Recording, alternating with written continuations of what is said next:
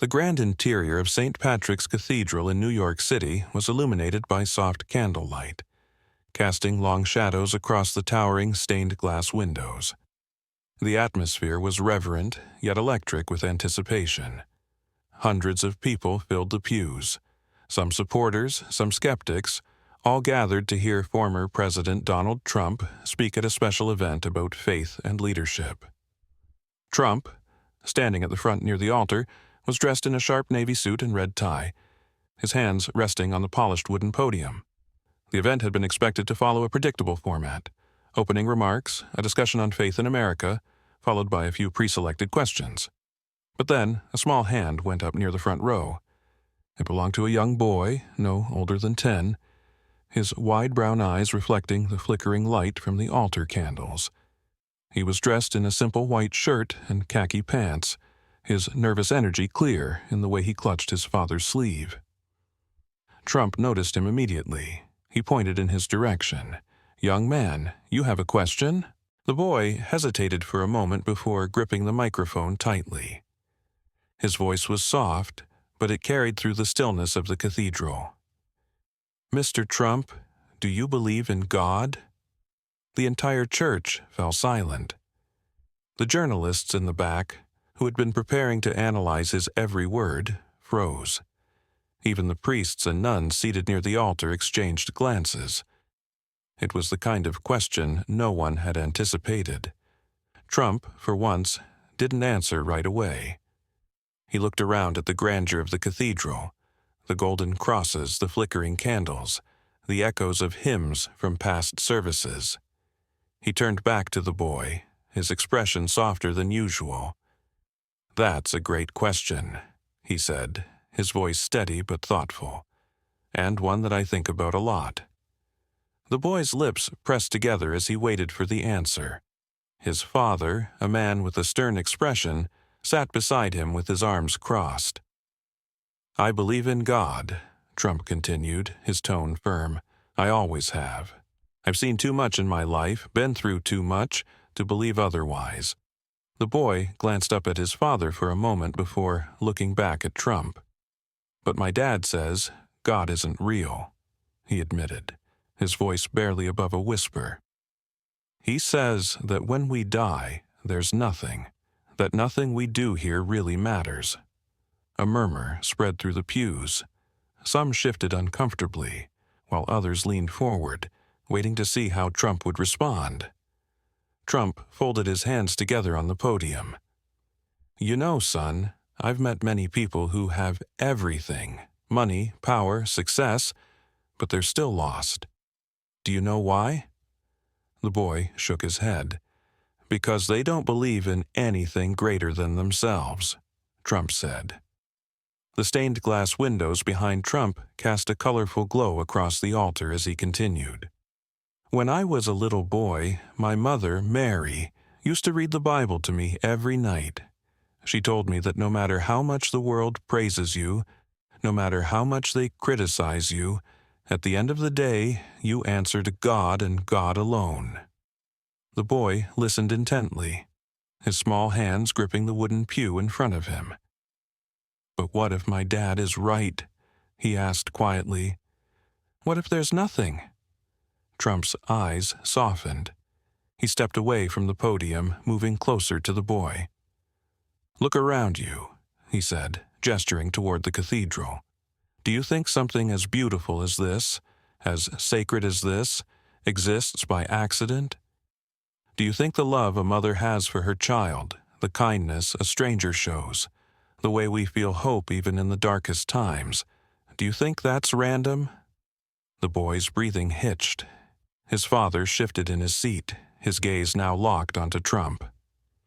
"I believe," Trump continued, "that God gives us signs every day. Some people see them. Some choose to ignore them. But they're always there." Trump's voice grew even quieter, almost as if he were speaking directly to the boy alone. "There have been times in my life when things got tough, when people turned on me, when I lost people I cared about, but when I felt like maybe I was standing alone." He glanced up at the large crucifix hanging above the altar. But I never was. Not really, because I knew God was there. The boy's eyes filled with tears. He wiped them quickly, embarrassed. Trump noticed, but said nothing about it. "You're never alone, son," he assured him, "even when it feels like you are." A deep stillness filled the cathedral. The people who had come expecting a political speech were now witnessing something entirely different. A moment of raw, unfiltered faith. A single clap echoed from the back of the church. Then another, and another. Within seconds, the entire congregation was on its feet, applauding. Even those who had come as skeptics couldn't deny what they had just witnessed. The boy turned to his father, who sat motionless. For the first time, the man's hardened expression had softened. There was no sarcasm, no argument, just thought. Trump looked at the boy one last time. "You keep believing, okay? Never let anyone take that from you." The boy nodded, his face full of something new, hope. As Trump walked back to the podium, a small, knowing smile crossed his face. He had answered thousands of questions in his life, but this one mattered. The church had never been this quiet before. Even the faintest creak of the wooden pews seemed to echo through the grand hall. The boy's father, a man who had spent years dismissing faith as a relic of the past, found himself caught in a storm of emotions he hadn't anticipated. His son's innocent yet piercing question, "Dad, do you really think there's nothing after this life?" hung in the air like a challenge he wasn't prepared to answer. He had always prided himself on his rationality, his ability to separate sentiment from fact, but for the first time in a long time he hesitated, his hands clenched into fists on his lap, his knuckles turning white.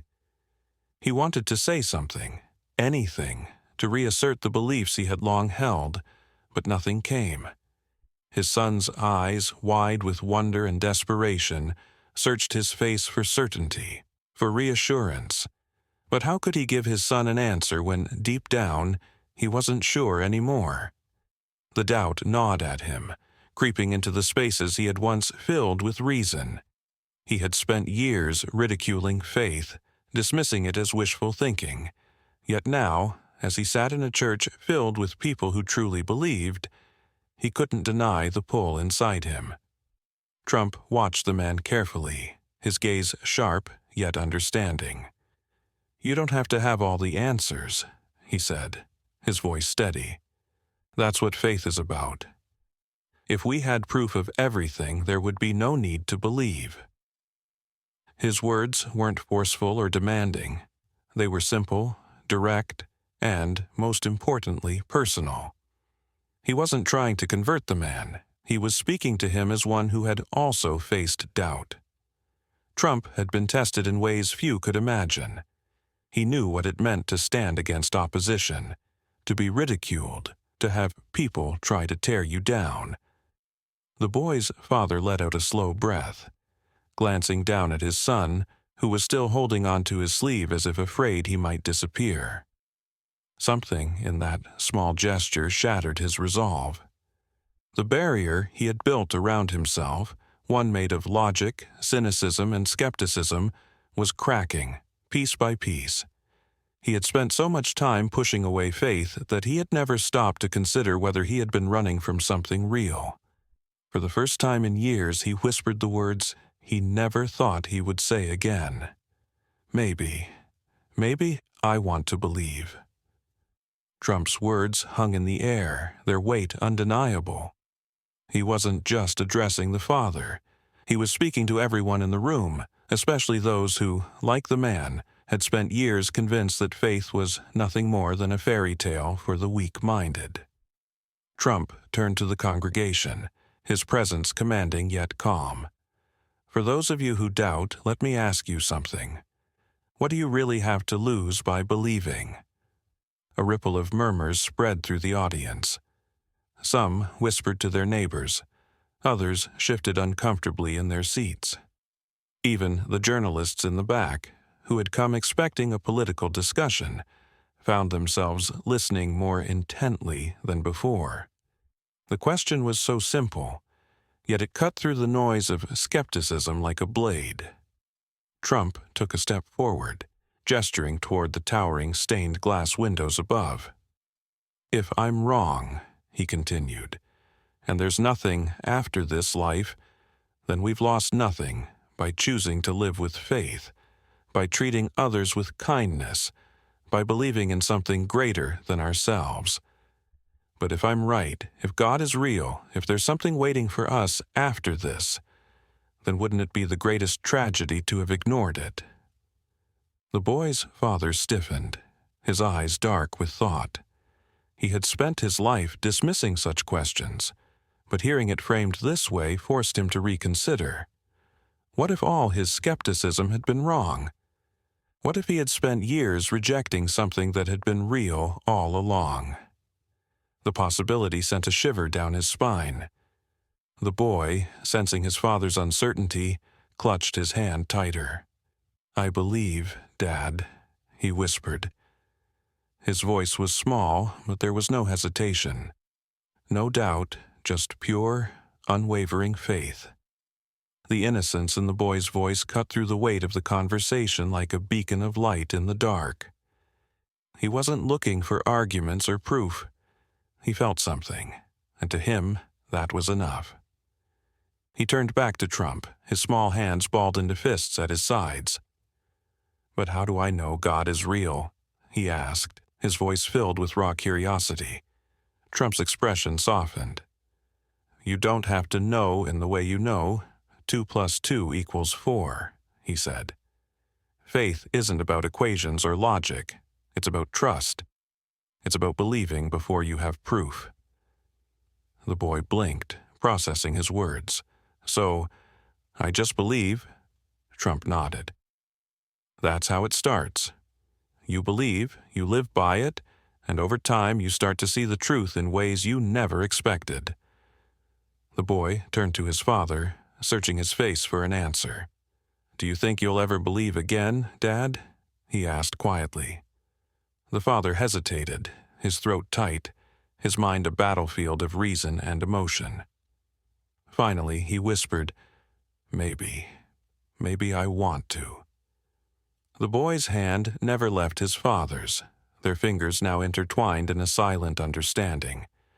For so long, the father had dismissed faith, convincing himself that it was nothing more than an illusion. But tonight, something was different. He wasn't ready to call himself a believer, but he couldn't ignore the feeling stirring inside him. Trump, watching the father's internal struggle, took a deep breath. "Faith isn't about being perfect," he said. "It's about the journey. It's about getting lost and choosing to find your way back." The audience remained silent, but the energy in the room had shifted. What had started as a political event had transformed into something deeply personal. People who had arrived expecting speeches and sound bites now found themselves questioning things they hadn't thought about in years. The father exhaled sharply, rubbing his face with his free hand. "I don't know where to start," he admitted. The boy squeezed his father's hand. "Maybe we start together." As the event came to a close, people rose from their seats, their conversations hushed but intense. Some walked toward Trump, shaking his hand, thanking him. Others stood in small circles, whispering, reflecting on what had just taken place. The air felt heavier, not with tension, but with something else, possibility. The priest approached Trump, shaking his hand firmly. "That was unexpected," he admitted, a knowing smile on his face. Trump chuckled. "I think a lot of people expected something different tonight." The priest glanced at the boy and his father, still sitting in the front row. But sometimes the conversations we don't plan for end up being the most important ones. As Trump made his way toward the exit, he passed the father and son. He paused, offering the boy a small nod. "You keep asking questions, kid," he said, Never stop searching." The boy grinned, his eyes bright with something new, hope. And as Trump stepped outside into the crisp night air, the question still echoed in the minds of those who had witnessed the exchange. Because sometimes faith isn't something you find. Sometimes it finds you.